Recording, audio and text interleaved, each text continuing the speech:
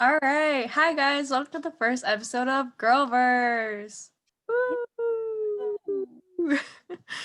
All right. So, for our first episode, before we actually start, I want to just give a little shout out to our sponsors. Our first sponsor is Audible. Audible, you give out sponsors like it's nothing. And we're very thankful that you decided to also give us a sponsor like it's nothing. So, use code GirlsVerse to purchase your first thing free on Audible for whatever you can purchase on Audible. And also thank you to Spark Notes. Spark Notes, when you don't want to read the book for class and you need to write an essay, Spark Notes is there for you. Use code GIRLVERSE to get your first month free with all of their premium options. And now on to the episode. So I realize that the topic of our conversation was never stated. However, we are debating about which authorial choice in The Handmaid's Tale best foreshadows the real-life events that took place in 2020 based off of Article 7. Yeah, so what we mean by Article 7, it's basically an article in the Universal Declaration of Human Rights, and it basically states that all are equal before the law and are entitled without any discrimination to equal protection of the law.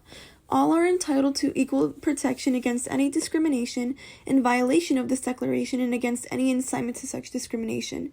And we'll be referring to this article in our podcast today. we are your hosts. I am Jovana. I'm Mariel. I'm Riley.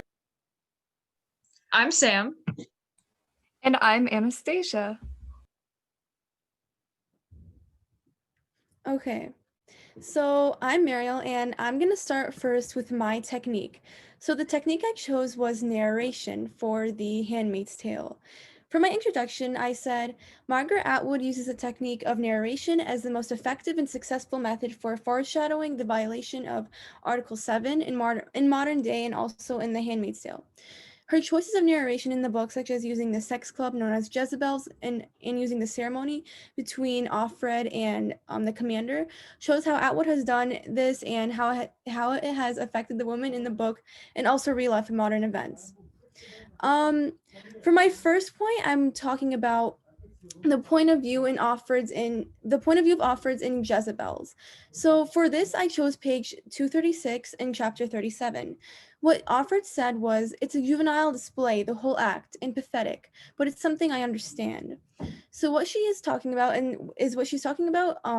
when the commander is showing off and demonstrating Offred and the Jezebels to other men and other people like a display or an accessory.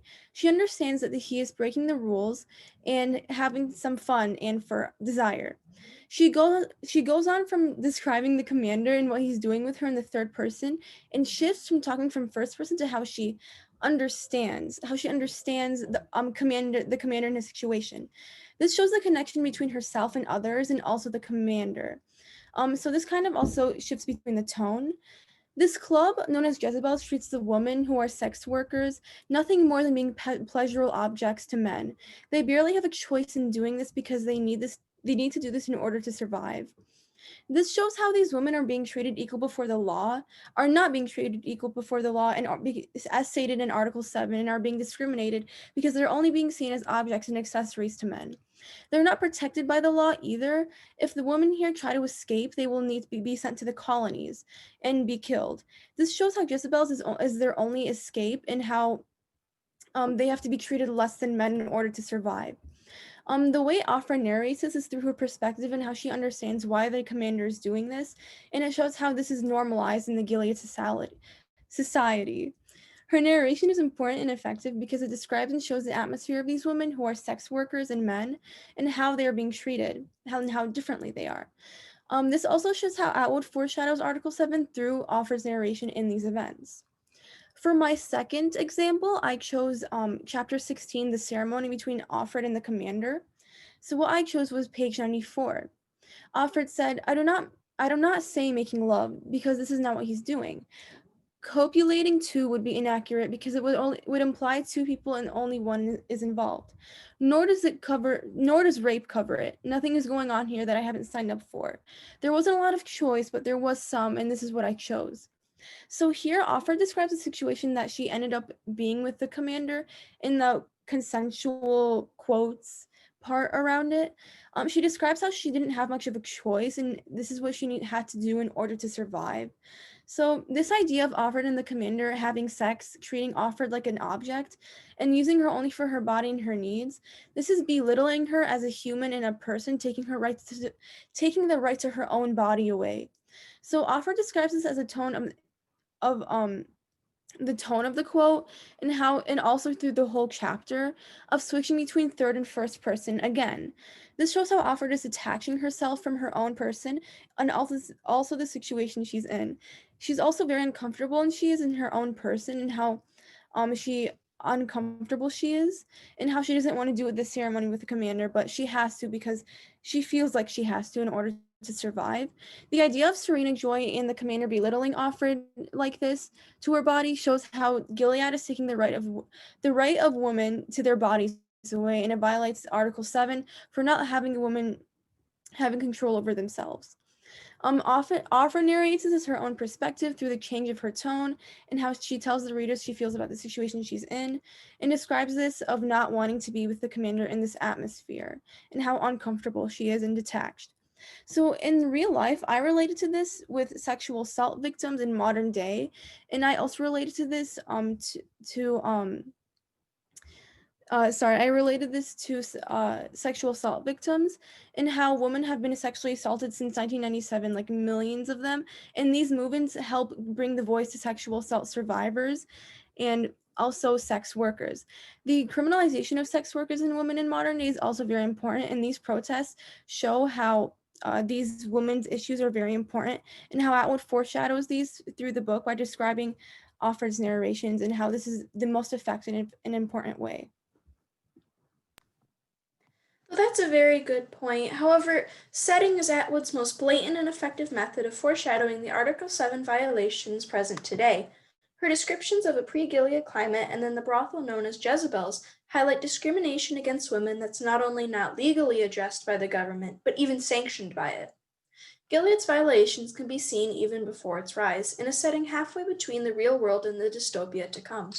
In pages 176 to 77, wherein Offred is fired from her library job by government order, she mentions there were two men standing there, in uniforms, with machine guns. This was too theatrical to be true, yet there they were, sudden apparitions like Martians. They were too vivid, too at odds with their surroundings, but since none of us understood what had happened, there was nothing much we could say. These alien descriptions of the armed government men are in explicit contrast with the setting, a library. This use of setting can be seen as symbolism. By forcing women out of a setting where they have a plethora of knowledge, the government is implied to be starting to take away their freedom and rights, especially those of speech and free thought. And by their machine guns, they too are taking away women's rights to protest. In fact, based on their silent reactions, this new setting of oppression has already started to take hold. Clearly, discrimination against women can be seen. They're not being protected by the law, but are in fact actively having their economic freedom and rights taken away. Back in the real world, the situation portrayed by Atwood seems to have foreshadowed a similar one in Zimbabwe. Citizens a few months ago were protesting the government about issues such as corruption and unemployment, issues both seen in the passage, if in a different context. Then, eerily similar to Gilead, the Zimbabwe government reacted with threats of mass arrests, violence, and torture. Zimbabwe attempted to create, through violence, a setting that demanded the silence of those going against the government. Although Zimbabwe didn't only threaten women, it clearly shows similar discrimination against those with differing opinions to the government. Another violation can be seen in fully established Gilead, and essentially a brothel known as Jezebel's. Theoretically, it should be a source of freedom for the women working there. They get more freedom of expression, access to illegal substances, and generally live a life Gilead would normally be vehemently against. In fact, on page 235, Offred thinks similarly, mentioning that at first glance there's a cheerfulness to the scene. It's like it's a masquerade party. They're like oversized children. However, she goes on to question, is there joy in this? There could be, but have they chosen it? You can't tell by looking. Her suspicions are then later confirmed on page 243 by her friend and worker at Jezebel's, Moira, who says nobody gets out of here except in a black van. This originally potentially cheerful and liberating setting is turned to one of tension and oppression simply by Moira's words. There's an implied threat connoted by the black van, which implies the government will take away and punish women who misbehave or try to leave.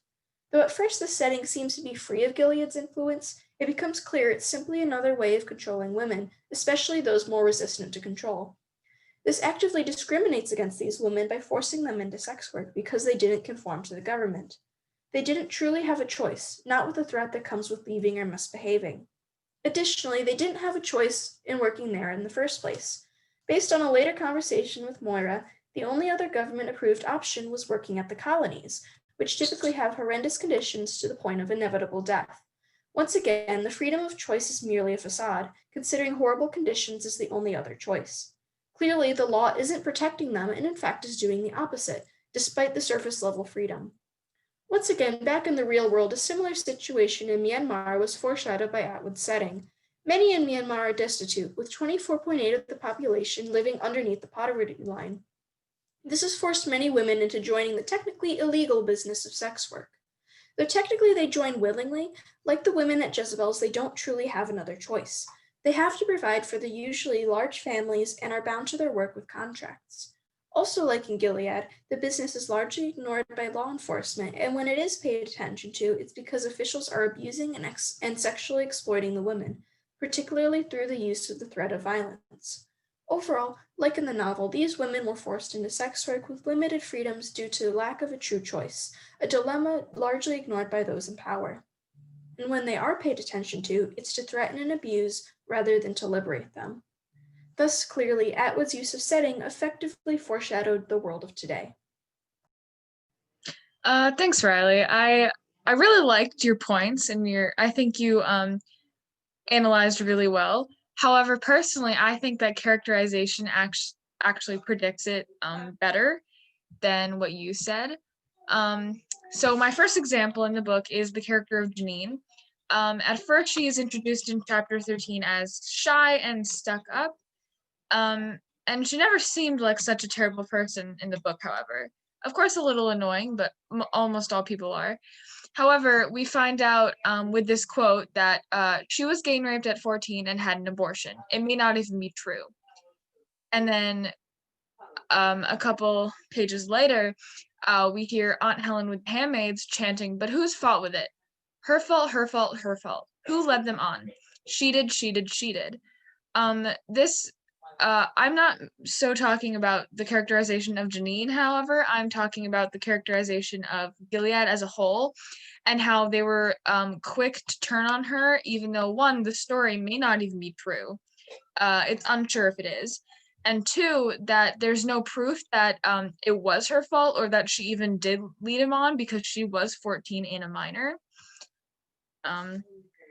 And I related this to a story on November 4th of 2020, where a Peru judge ended a rape case because the victim was wearing red underwear when this happened, and he stated that she could not have been raped because the garment signaled that she intended to have sex. And this case is very similar to the book in the fact that both parties think it could not have been possible because it could not have possibly been the man's fault because both Janine and the woman, quote unquote, led the man on, whether that could have been with flirting or with the undergarments that the woman was wearing. And this is very similar to the Gilead, at how they think that it's the woman's fault, even with little to no proof that they have. And this goes against Article 7 because it stated that under the law there would be no discrimination when clearly there was, just because that it was a woman and they view women as sexual creatures and that they're longing for sex, even though in this case they really weren't. My next example I have is the characterization of the character Moira. And Moira is seen in the eyes of the Gilead as rebellious because she manages to escape imprisonment. A quote I found said, "Moira was like an elevator with open sides. She made us dizzy. Already we were losing taste for freedom. Already we were finding these walls secure." First, it shows how the world that we live in today was extremely too comfortable with living in a world full of discrimination, such as handmade discrimination against women and in real life discrimination against not only women but other communities such as the LGBT community and the Black community. And it shows how the handmaids, they find her brave, but they're also surprised at how she acts and kind of wishes that she never like acted out like that. And I think that the characterization of her totally represents a large movement that broke out in early March, the Black Lives Matter movement. And this is solely because Margaret Atwood characterizes her as rebellious and wanting change and won't go down silently without a fight. And this relates to the BLM movement because many people are tired of staying silent, though many have gotten used to living discrimination, even if it affects themselves in their daily lives. And more than 10,000 people were arrested under the hands of the police, attacking these protesters with pepper spray and rubber bullets, though most, if not all, stayed peaceful. And though completely peaceful, many of them were arrested just for showing up, which goes against Article 7 because despite doing nothing wrong, they were punished for just fighting for a specific cause. If it was any other cause, they would not have gotten the bad treatment that they would have. Now, I feel like you made a lot of good points there, but I feel like Atwood really uses dialogue in a very, very strong way, in a very effective way to communicate the point of people not having equal protection under the law and not being equally protected by society itself, which is Article 7 of the Human Rights document. And so, let me just bring up an example from the book. It's actually the same example that you talked about. However, when looking at it through the lens of dialogue, it kind of changes its meaning a little bit. So, looking at this piece of dialogue, it starts off with, "But whose fault was it?" Aunt Helena said, holding up one plump finger. "Her fault, her fault, her fault," we chant in unison. "Who led them on?" Aunt Helena beams, pleased with us. "She did, she did, she did. Why did God allow such a terrible thing to happen? Teach her a lesson, teach her a lesson, teach her a lesson." And that goes on and on. And so I feel like it's very important that we note that certain words in this quote are actually italicized. So, but who is italicized. But the one that I really want to bring attention to is her fault, her fault, her fault. And her is actually italicized in this. So her kind of symbolizes the fact that it's more so directed onto her who the fault lies onto. The fault is kind of an afterthought. So the fault kind of portrays the idea that she was asking for it and she's not receiving equal protection under the law because she's not receiving justice for what happened to her because the society around her believes that what happened to her was somehow her fault or fate later on with why did God allow such a terrible thing to happen, teach her a lesson. And so that teach her a lesson is repeated with lesson being italicized. And so these examples kind of show how the society around them has an idea of preconceived notion that she's asking for what happened to her. She was responsible for what happened to her. And with dialogue saying this, it's not directly going to her. It's going to her essence. It isn't, they aren't saying it's your fault. They're saying it's her fault. So um it's kind of like talking about it in a like third person sense. So instead of a second person sense. And so I feel like that also has a sort of relevance because it showed how the Aunt Helena and the society around them, they're trying to brainwash the handmaids to believing that it was, instead of directly addressing it, they want them to just know that it was her fault in the back of their mind. And it shows how they blame the victim instead of blaming the person who actually committed the crime. So this is very evident within the real world today, uh, pretty much all around the world, I feel. But a specific example is in Pakistan. And so a woman in Pakistan got gang raped after her car broke down. And so there was backlash because the police said that she shouldn't have been driving out that late alone. So this is an example of them blaming the victim and not the culprit, which is a direct violation of the Article 7 because it shows how they aren't equally protected under the law, and they aren't being equally protected as opposed to men, because they're being blamed for what happened to them. In this instance, it's being that her car broke down and she shouldn't have been driving at night. But in the book, it kind of talks about how it was her fault because she led them on. She was asking for it. And so this effectively shows how Atwood uses the idea of um how Atwood uses the idea of dialogue, the concept of dialogue, to portray this to portray how these events are kind of foreshadowed in 2020 and replicated in 2020. I do see your point. I, however, think that imagery is the most effective imagery is the lit technique that Atwood most effectively uses to convey her message in The Handmaid's Tale. And this is because on page 55, it says, the spectacles women used to make of themselves, oiling themselves like roast meat on a spit, and bare backs and shoulders on the street in public, and legs, not even stockings on them. No wonder those things used to happen. So here, this is something that Aunt Lydia describes and says, and the things that she is referring to is rape and sexual assault and or harassment. So this imagery shows how when a woman dresses more revealing, they essentially invite men to take advantage of them from Aunt Lydia's perspective. She adds that these crimes happen to quote unquote nice girls, or that these crimes don't happen to quote unquote nice girls who cover up. This places the blame on women who are the victims instead of the men who are the perpetrators in these types of situations. And this goes to show how women are oftentimes discriminated against because of their clothing by men. And this is a direct violation of Article 7, which is because women are discriminated against by other women and men in Gilead. This is shown by comparing women to roast meat, which is something that is not alive. It's inanimate. And this shows how degrading this is. To label a woman as something not even human, this dehumanizes women entirely and furthers the narrative of how Gilead sees women as only objects used for reproduction.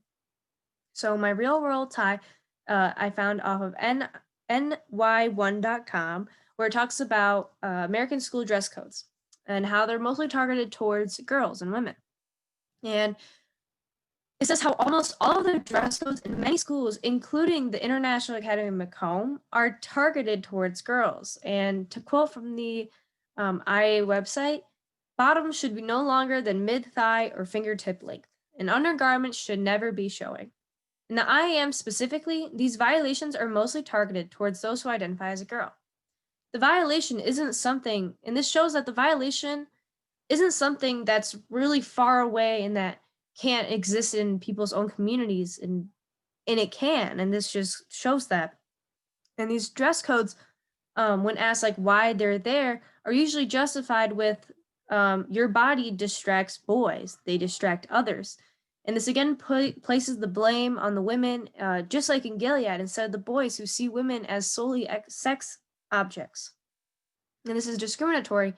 And these violations make it unfair and unequal for girls to obtain an equal education because they have to be worrying about how they look and how they dress. Whereas guys, they don't really have to worry about that because there aren't as many dress codes for them. And this makes it unequal.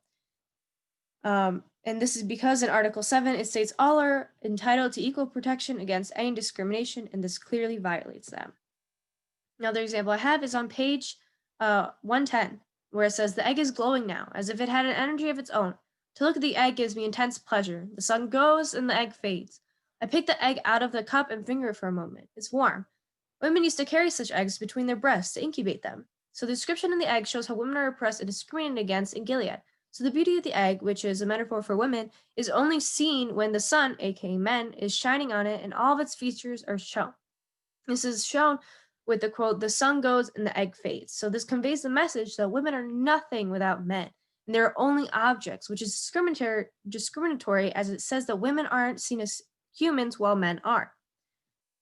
Furthermore, when it said that women used to carry such eggs between their breasts to incubate them, this imagery makes it seem that women are chickens, which are animals, which again violates Article 7 as it shows how women are discriminated against as they aren't even seen as human and equal to men in Gilead. And it furthers the Gilead narrative that women aren't even considered humans in the society and instead animals and objects. My real world tie is women in Saudi Arabia and how they need male approval for many things, which includes the approval to get married, leave prison, get health care, and there's a lot of discrimination against women when it comes to marriage, family, divorce, and other such things. This shows how women are still discriminated against in a Saudi Arabian society to the point where men literally have control over things such as access to healthcare, even if the situation doesn't involve anyone else but the women. This violates Article 7 because men who even have control over women when it comes to family, as a man can file a charge against women for disobedience, and where the woman is forced to go back and live with the male no matter what. It shows how women are severely discriminated against for their gender, and Article 7 states all are equal before the law and are entitled to without any discrimination to equal protection of the law. However, this law makes it so that women don't have equal protection against law as they can be easily prosecuted against if their opponent is a man. Now, I feel like we all made some really, really good points with this, and I feel like all of these type of these types of techniques really kind of work together to create this idea that in the Handmaid's Tale it talks about Article 7 and unequal protection of the law, and I feel like overall, I feel like these ideas wouldn't really work unless they worked together, and so I feel like everyone's has some sort of value within the book. Yep, and to kind of go off of that, Atwood uses obviously more direct ways to convey her message, such as through the use of dialogue and setting, which is very blatant and easier to kind of see the message. But she also uses things in literary techniques such as characterization and imagery, which are um, techniques that involve more thinking and kind of more seeing all different sides to kind of understand like the full message. But I think that the mix between these very straightforward and not straightforward aspects really make for a really good way for that Atwood uses to kind of convey her message entirely. Yes, I totally agree with that. Okay, guys, well, that wraps up today's episode of GirlsVerse. I hope you enjoyed listening to our debate, and don't forget to comment what your opinion on the matter is. Again, a quick thanks to our sponsors, Audible and SparkNotes. And have a great day, guys. Bye.